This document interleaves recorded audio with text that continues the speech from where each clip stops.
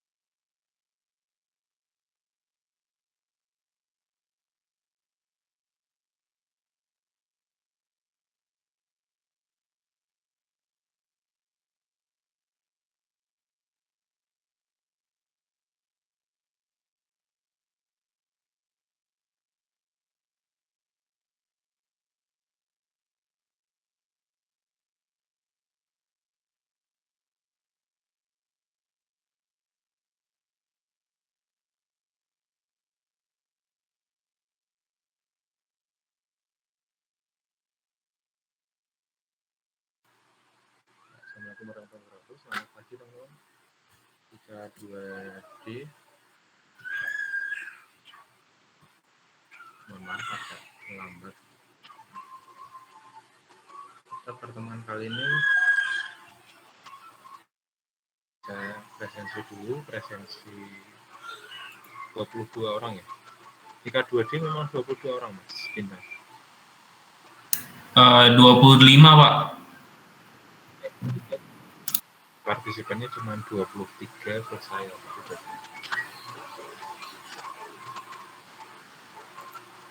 Siapa yang belum hadir?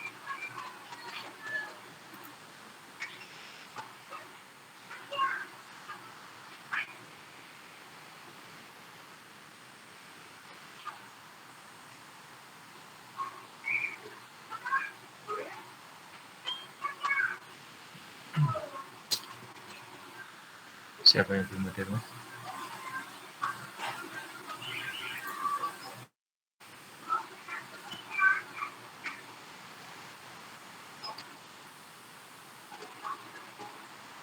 (21).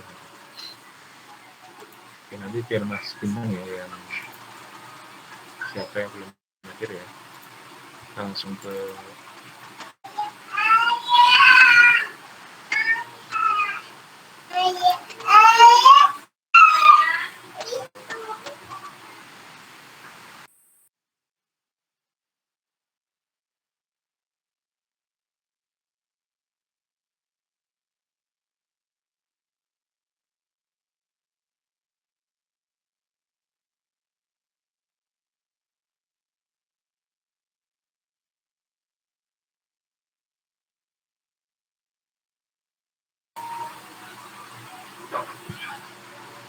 ini materinya multimedia ya, benar ya Mas ya?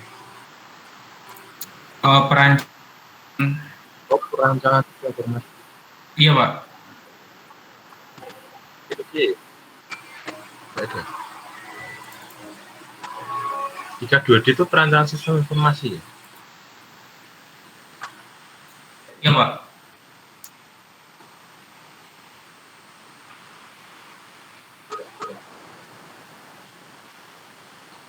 Soalnya saya itu mengampu banyak kelas dan perkuliahannya itu beda-beda, jadi saya agak lupa. 2A, 2D, 2E, 1A, kelas berapa lagi sih? Jangan lupa Mas.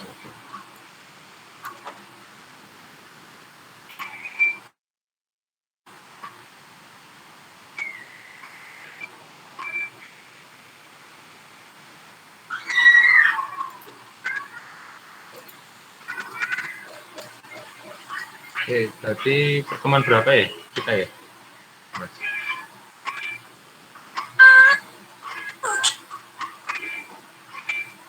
Baru pertemuan 1 sepertinya. Atau udah pertemuan kedua? Pertemuan pertama Pak. Oke, pertemuan pertama. Jadi ini ya, saya dapat materi dari Gukurnia Ningsih dan Takwa. Oh ya, Gukurnia Ningsih ya,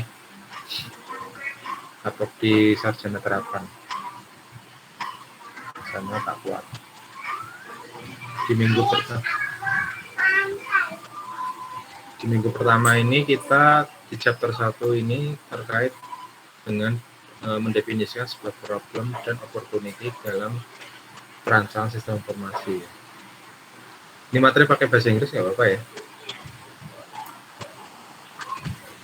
Chapter 1 ya. Jadi ini kita satu bab ya. Per bab ada 16 pertemuan dan ada 16 bab.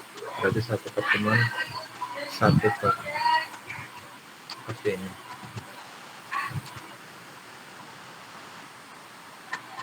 Sebelum saya mulai terkait tugas ya. Jadi seperti biasa saya berikan tugas di awal dulu biar teman-teman tidak terlalu mepet waktunya.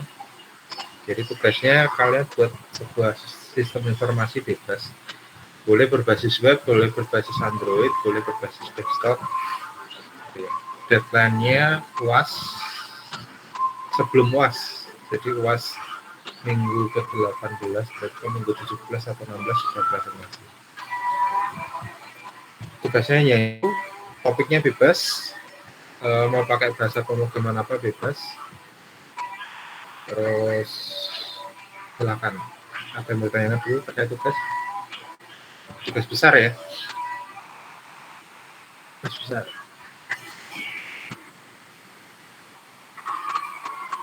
Ada yang tanyakan, kalau nggak ada kita materi.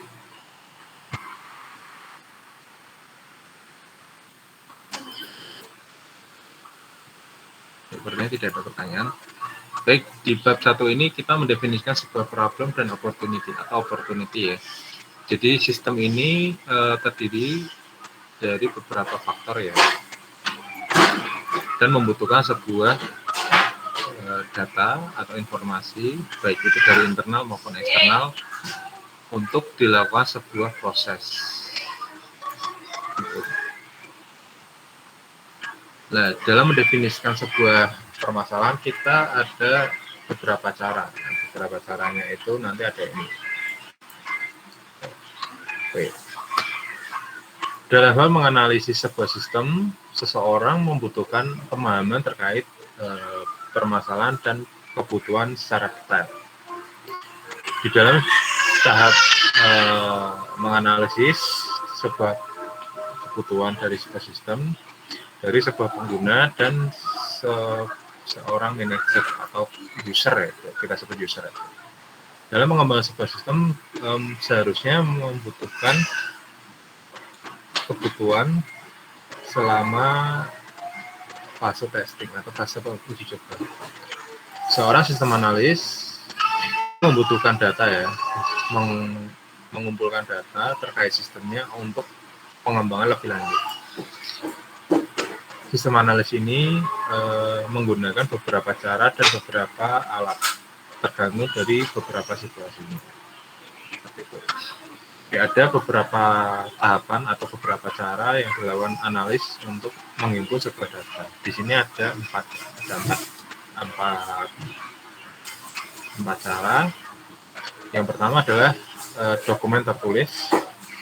Seorang analis mungkin mengumpulkan sebuah informasi atau data dari dokumen tertulis yang tersedia dari file manual dari sebuah organisasi atau sebuah institusi. Cara ini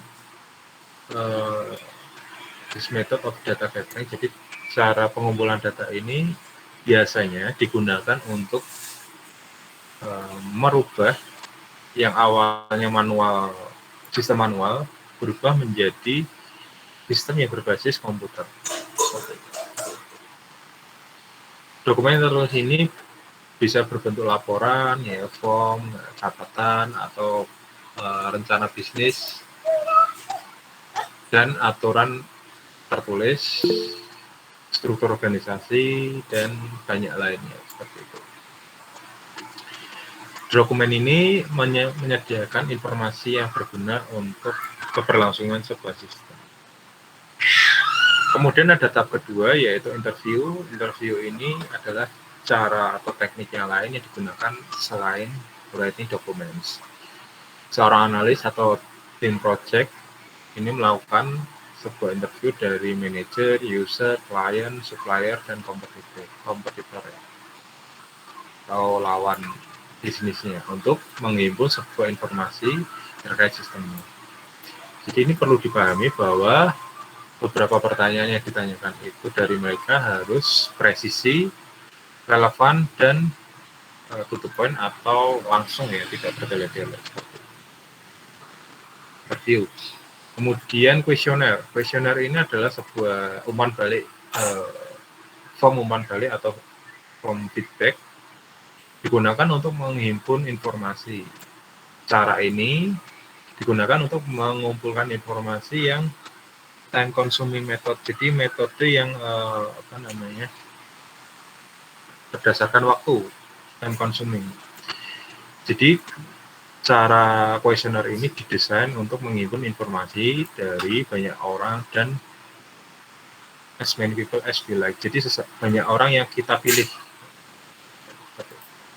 Ini sangat convenient and expensive method to collect information that sometimes the response might be confusing or unclear and efficient.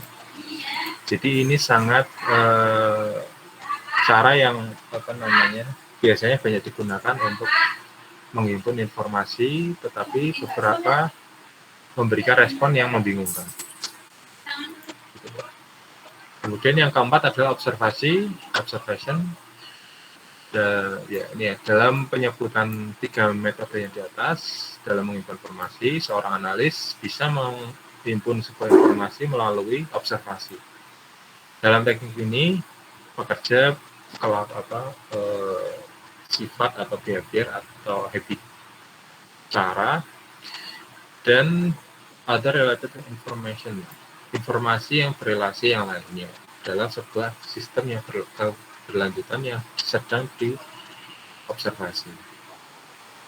Jika ada seseorang yang if there are large number of people or even involved in the system, jadi ada sebuah informasi dari seseorang yang large number, banyak ya, bisa dibilang banyak informasi yang itu kita dapat menggunakan sampling method untuk mengimbau sebuah informasi.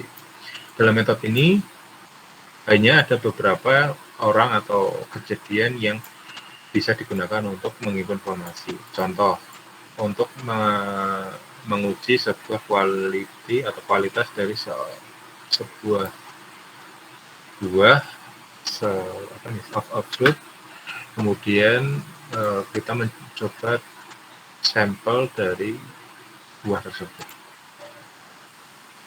Oke, sampai di sini ada yang mau ditanyakan?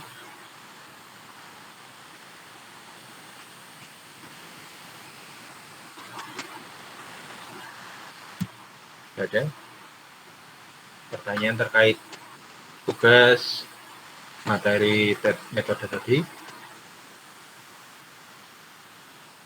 Ada. Oke. Terus saya akan tampilkan, kalau tadi teorinya saya akan tampilkan dalam real project ini, real project.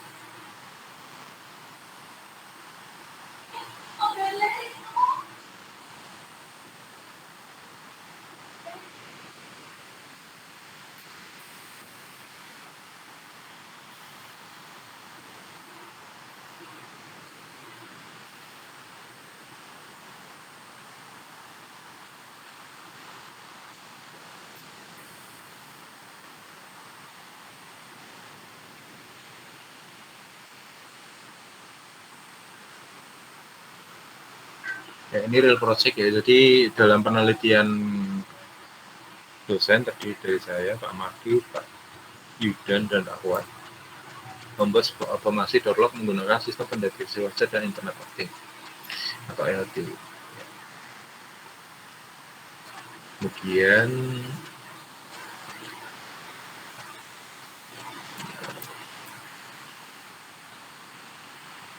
ini beberapa metode yang dilakukan.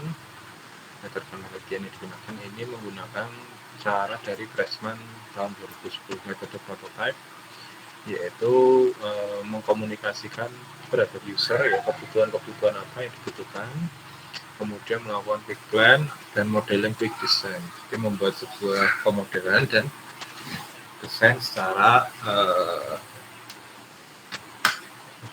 bukan cepat ya, lebih ke kesesuaian dengan kebutuhan yang dibutuhkan oleh user. Kemudian communication construction of prototype, jadi pengembangan sebuah prototype, lalu pengembangan jadi lebih ke setelah prototype jadi baru dilakukan ini loh ke user memberikan sebuah feedback atau argumen atau beberapa revisi seperti itu. Ini proposal dari penelitian, kemudian rancangannya seperti ini. Kemudian setelah kita jadi ada laporannya, yaitu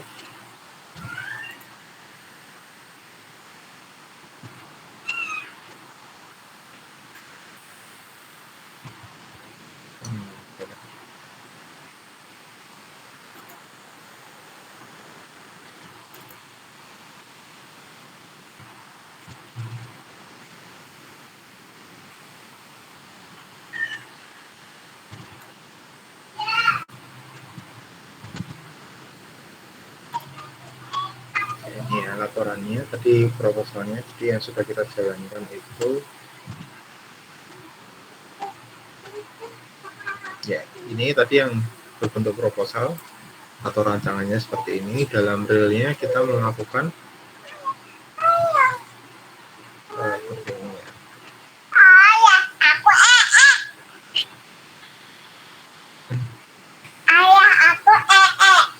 Jadi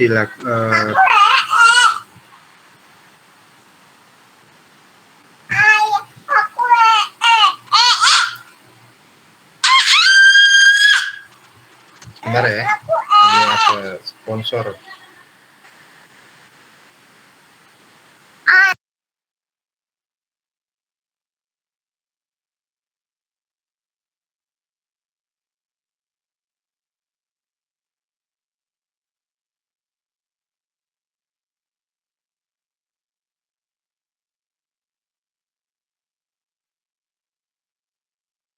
Minta seperti itu. Tadi sampai mana ya? Lupa tadi. Oh, ini. Jadi ini proposal, ada ini proposalnya, kemudian laporannya di realnya seperti ini. Pak, share screen-nya belum muncul. Belum muncul.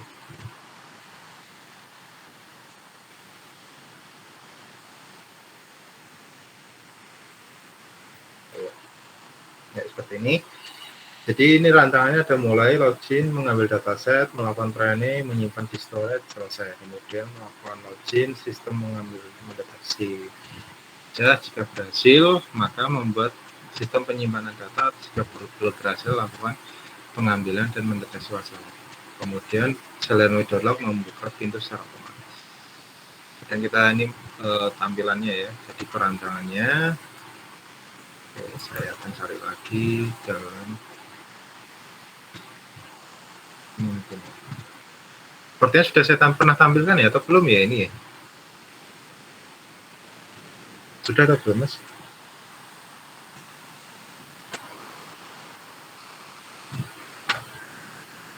Sepertinya belum ya.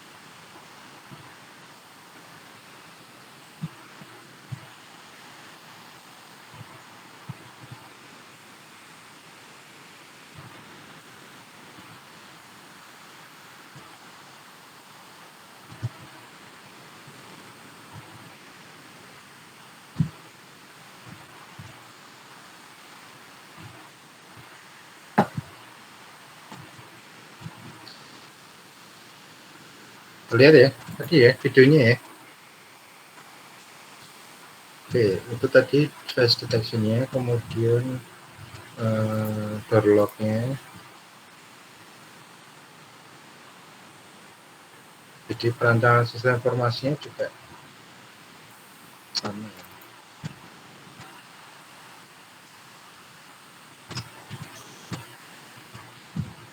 Oke, ini door lock-nya, kemudian video yang ini.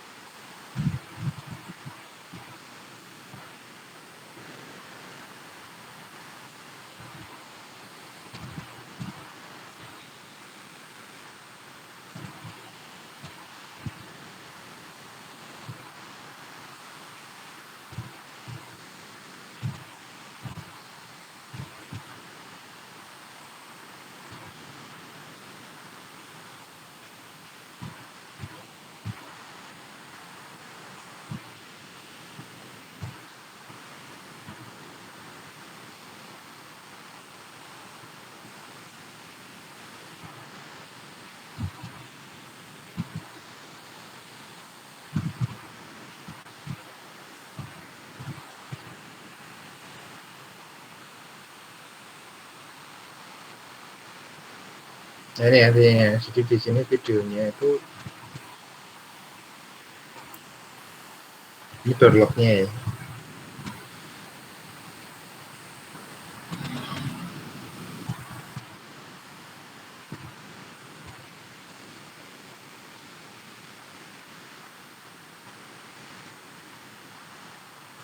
Seperti itu.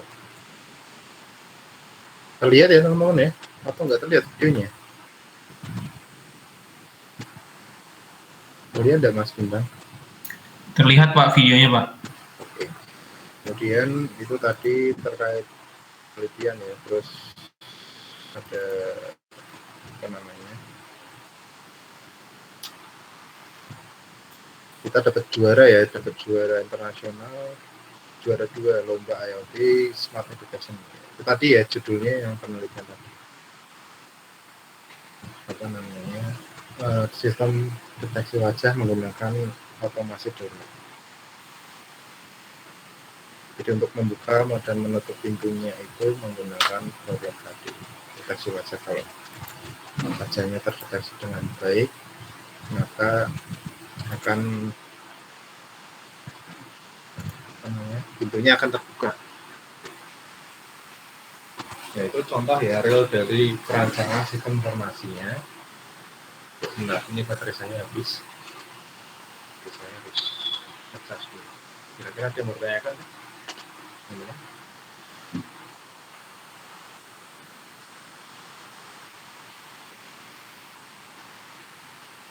Ini cuma 21 ini. Yang 4 siapa mas yang hadir?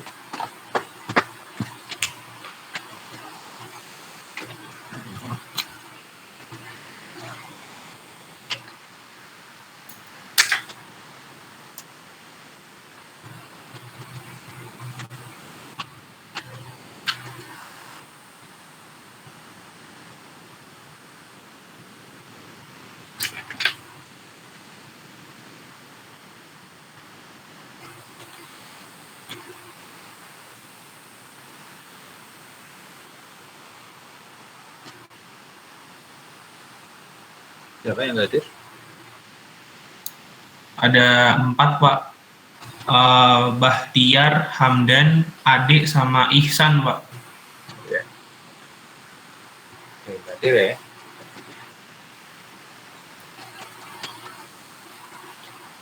Kira-kira dia mau bertanyakan?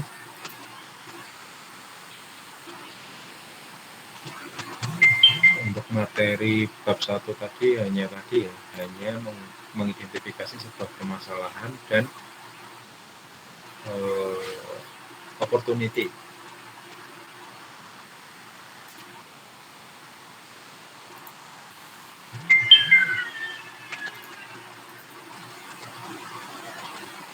Jadi dalam mengidentifikasi sebuah permasalahan itu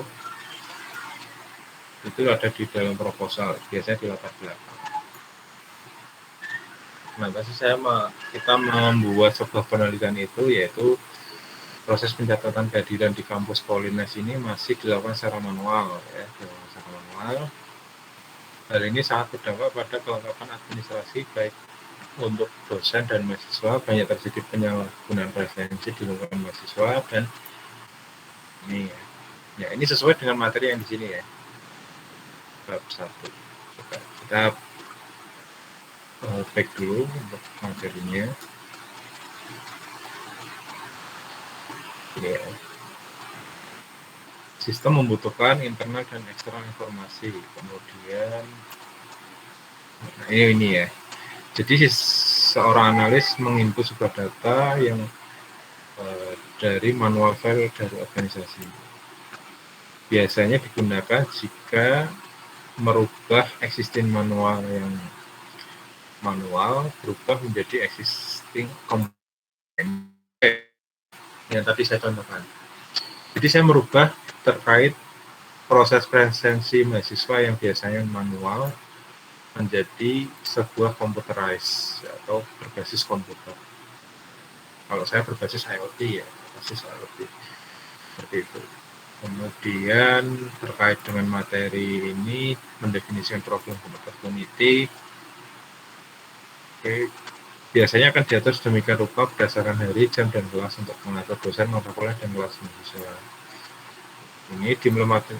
Ini bisa diimplementasikan dalam proses perkuliahan mahasiswa. Terdapat kendala yaitu pergantian jam perkuliahan dan kelas yang dilakukan atas kesepakatan mahasiswa dosen yang bersangkutan.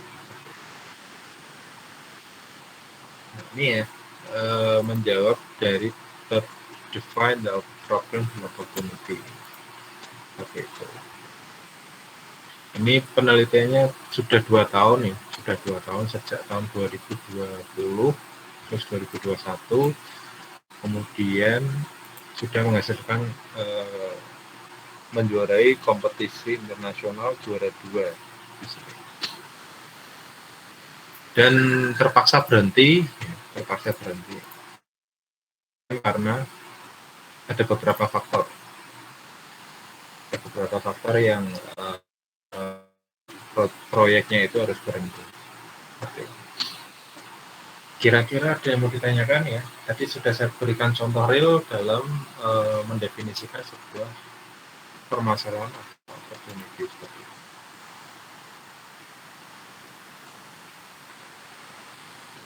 Kalau nggak ada pertanyaan, saya gantian bertanya ya. Ke Mbak Farah Nur Kamila. Ini saya sangat tertarik sama teman-temannya Mbak Farah ini.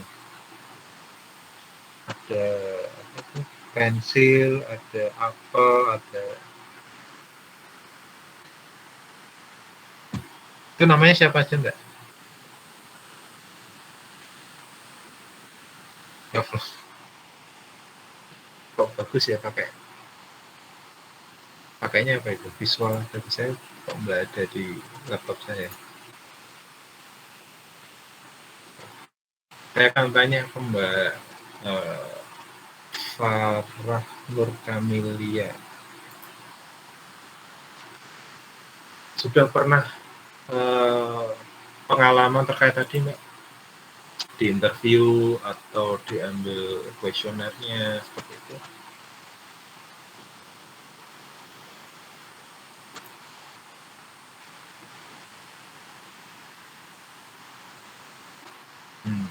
Terus?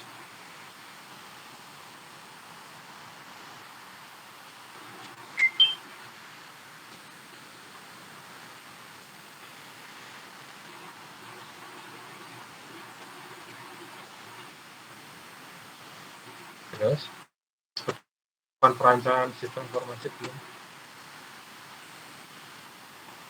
Kita Mbak Farah sudah pernah melakukan merancang sistem informasi, baik itu tugas dosen atau apa gitu.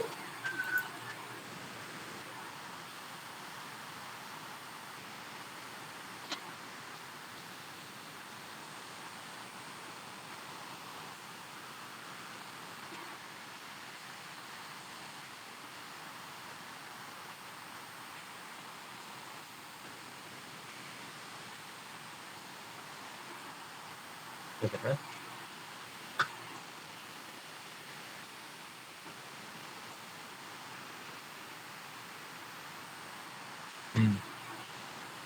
Minimal tugas pasti udah pernah.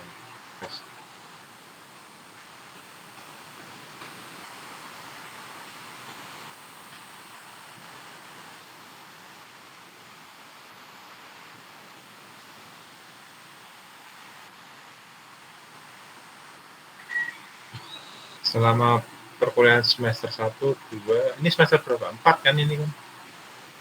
1, 2, 3, 4 kan berarti minimal sudah pernah dikasih tugas besar sama mata kuliah apa gitu ya. Gitu.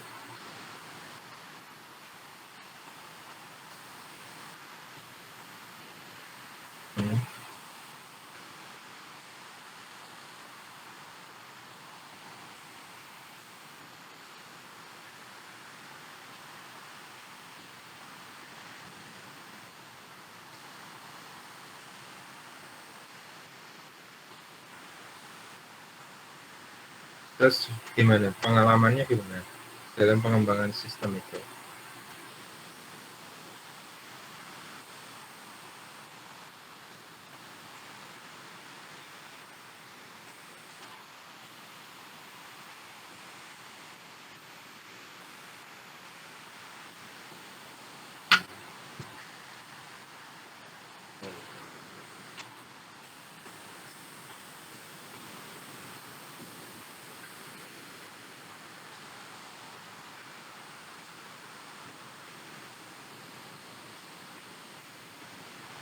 Oke, kemudian Mas, tapi Mbak ya sekarang Mas. Nah, siapa ini di sini? Yang belum saya kenal. Ada Mas Muhammad Arif, 32D15.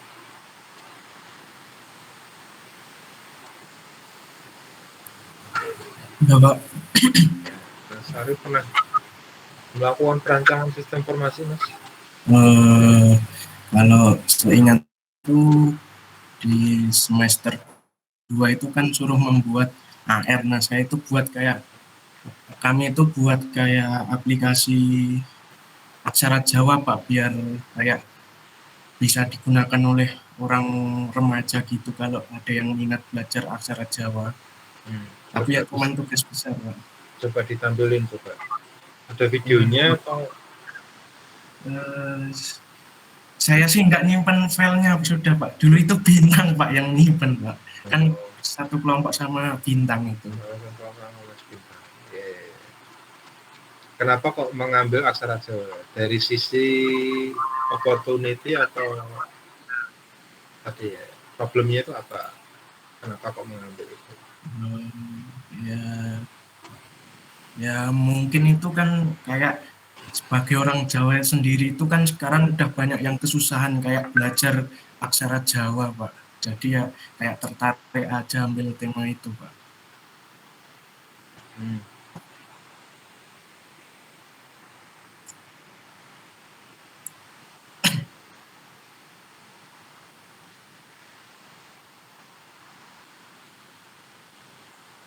Oke, terus dibuat augmented reality-nya. Iya, Pak. Berbasis Unity, Pak, AR. Basis Unity dan AR. Oke ya. Kemudian satu lagi saya coba tanya ke yang belum saya hafal nih. Vanessa Sicilia IPA 2D nom absen 24.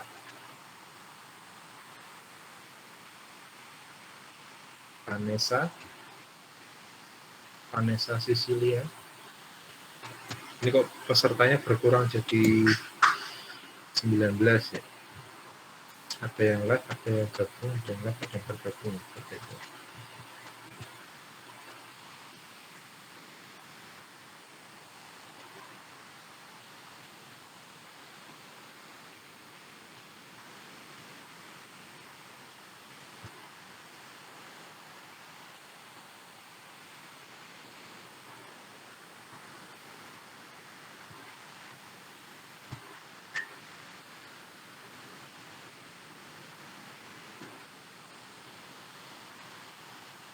Ada Mbak Vanessa nih? Kita 2D 24.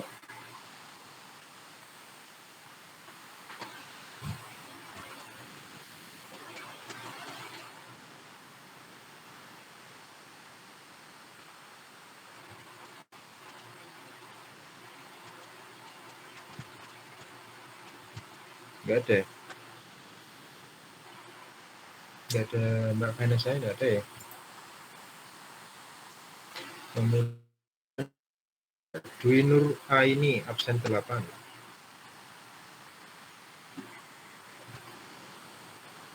Mbak Dwi ada, Mbak Dwi Nur Aini.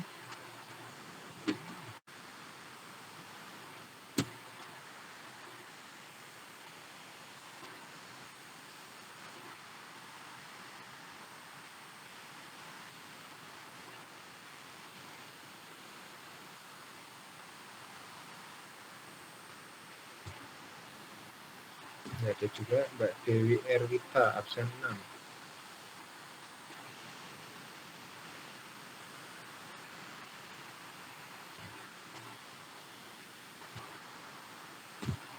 Pak. Iya. Pengalamannya gimana Mbak terkait perancangan sistem informasi ya minimal dari tugas mata kuliah?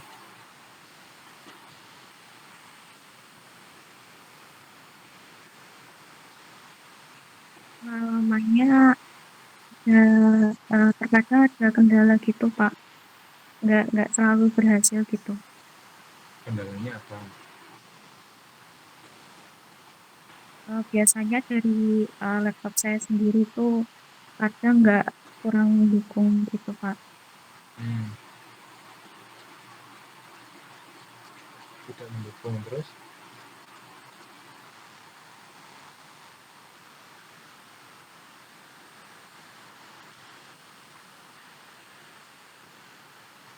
Dalam perancangan sistem informasinya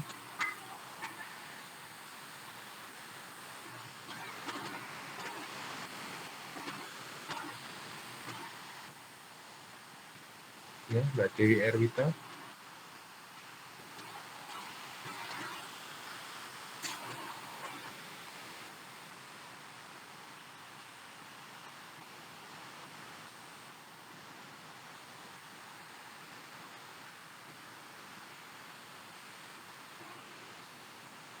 Halo Mbak Dewi Erwita.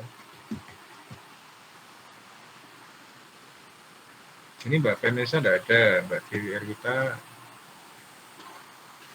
yang keluar. Coba Mbak Feriza Ersa Montoya. Ini Mbak Thomas ini. Feriza Ersa Montoya.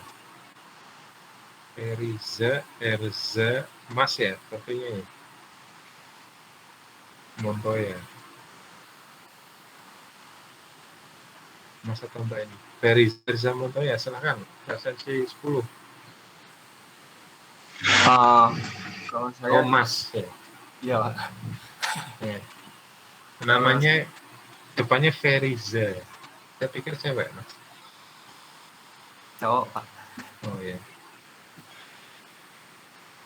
Kalau perancangan sistem informasi dulu pas semester 2 saya pas matkul Pak Lili yang disuruh buat AR itu buat aplikasi kayak buah-buahan, terus itu ada kayak penjelasannya ini buah apa gitu Pak. Nah, alasan saya membuat aplikasi tersebut tuh ditujukan buat kayak anak-anak kecil, buat kayak anak TK, terus anak SD gitu Pak.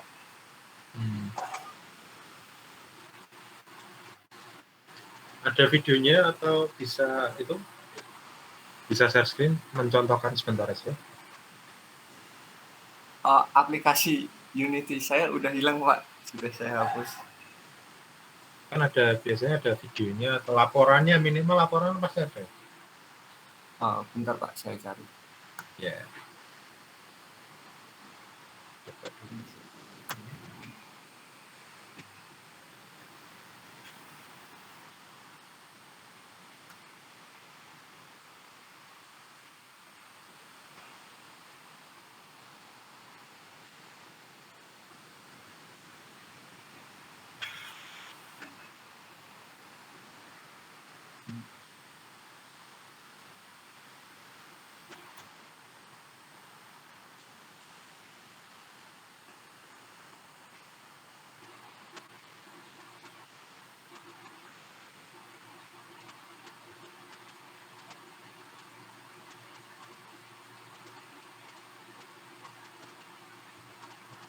Maaf Pak, seingat saya tuh file saya backup ke flash disk, tapi tadi saya Hilang.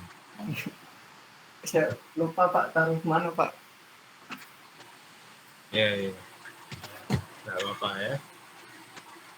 Oke, kita berlanjut ke yang lain, siswa yang lain. Saya sengaja cari yang off-cam ini ya. Untuk memastikan orangnya itu ada atau tidak, mahasiswanya atau tidak, seperti itu. Mas Reagung dan Mas Alfi ini saya sudah kenal, jadinya saya tidak perlu tanya. Mas Muhammad Afif Budi.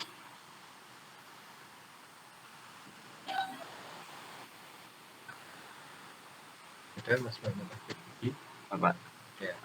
Saya dulu pernah juga membuat itu Pak, satu kelompok sama Mas Feriza. Ya. Yang buat itu Pak, buat edukasi buat anak-anak TK, anak-anak kecil gitu Pak. Coba ditampilin proyeknya atau laporannya. Proyeknya yang nyimpen Mas Feriza Pak. Ya saya satu kelompok sama Mas Feriza dulu. Oh gitu.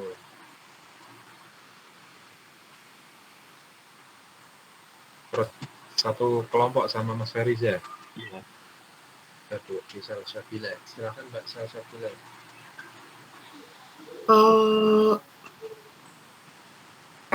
Apa ya Pak? Saya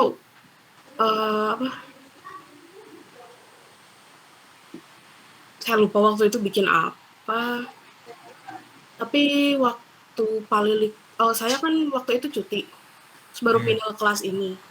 Jadi tugasnya Palilik tuh agak beda, dan dulu tuh disuruh bikin model 3D yang ada face recognition-nya gitu Pak.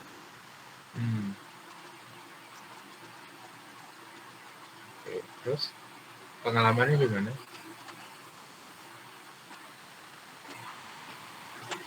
Susah, Pak. Susahnya kenapa? Susah, karena bikin model 3D yang mirip wajah manusia itu ternyata nggak dilihat aja susah, terus ternyata pas dibikin juga susah, terus ada juga kendala di bagian teknisnya, yaitu di bagian ya laptopnya berat, terus akhirnya malah sering nge-hang laptopnya. Oke. Pengalamannya susah dalam itunya. Iya. Oke, udah cukup ya. Satu lagi deh, Mas Bintang Pramono. Gimana Mas Bintang? Iya, Pak. Pengalaman terkait perancangan sistem informasi. Pas itu saya membuat yang tadi dijelasin sama Arif, Pak. Kan saya satu kelompok. Saya membuat sebuah aplikasi dengan konsep AR, augmented reality. Itu AR yang bisa menampilkan aksara Jawa secara 3D gitu, Pak. Oke, bisa ditampilin contohnya? Bisa, Pak. Saya tampilkan videonya ya, Pak. Iya.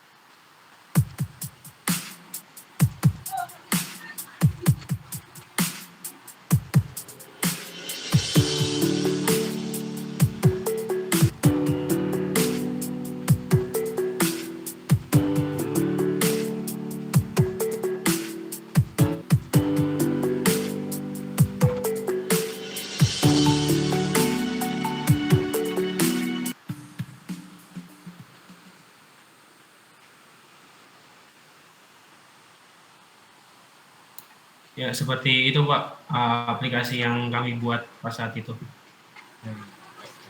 Jadi berbasis mobile ya? Iya, Pak. Berbasis mobile, oke. Ya, cukup ya, bagus Mas. Apa namanya? Mas Bintang. Ya. Jadi terkait augmented reality ya, sebenarnya saya tuh sangat tertarik sama itu. Nah, tertarik dengan augmented reality. Bahkan research plan saya nanti kalau lanjut studi itu terkait mixed reality untuk antarmuka sebuah robot. Jadi memang saya tertarik di apa namanya mixed reality seperti itu. Virtual reality, augmented reality, dan kawan-kawannya seperti itu. Oke.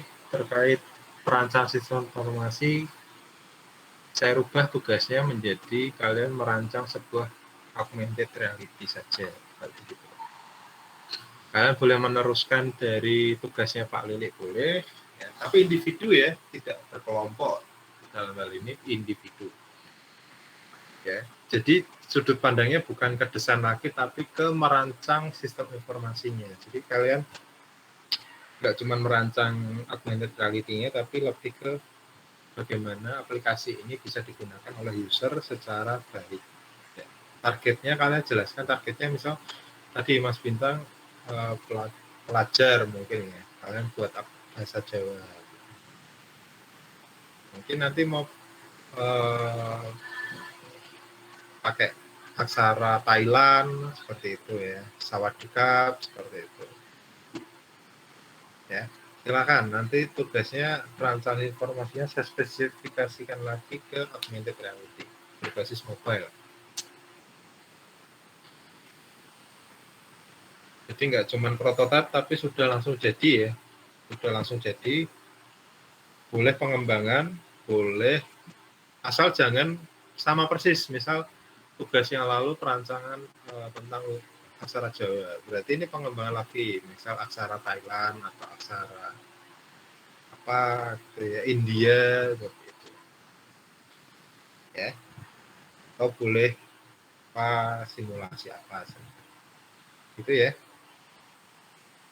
Kita cukup ya perkuliahan hari ini. Terima kasih teman-teman, jika ada salah saya mohon maaf. Wabillahi taufiq wal hidayah. Assalamualaikum warahmatullahi wabarakatuh. Salam sejahtera untuk kita semua. Waalaikumsalam. Waalaikumsalam. Terima kasih Pak. Harusnya